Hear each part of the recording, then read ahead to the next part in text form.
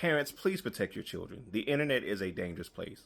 People can spread lies, misinformation, half-truths, and everything else, and your children have their phones in their hands and are consuming garbage and walking around with that. That is dangerous. This person honestly believes, because of the internet, that the financial infrastructure of the Western world, all these insurance companies, all these banks, all this stuff that propped up over 300 years, all of that happened because less than 90,000 people came across the Atlantic Ocean. For that number of people, all of that happened. They really believe that because TikTok said so. The reality is this.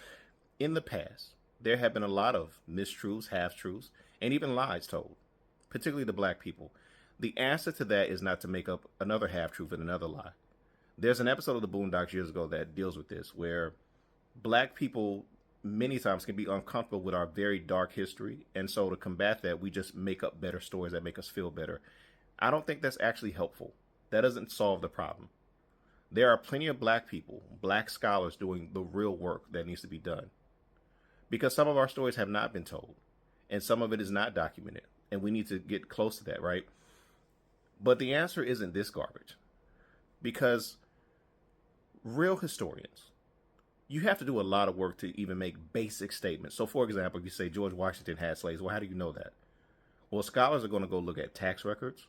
They're going to look at communication back and forth between George Washington and other people talking about those enslaved people. Scholars are going to look at people's wills and other legal documents that, assign these things. And they're going to go literally dig at the property and find the bones of those enslaved people. You got to do all of that before you make that conclusion. But on the internet, you don't have to do any of that. You can just talk. You can just say things. You can just point to TikTok videos where people make statements out of context and pick little shreds of information and build whole doctrines off of it without any scrutiny. And that is dangerous. The internet was supposed to create this information age where information is liberated, but now misinformation has been liberated in big time. So for black children in particular, and all children, I'm saying that does not help us.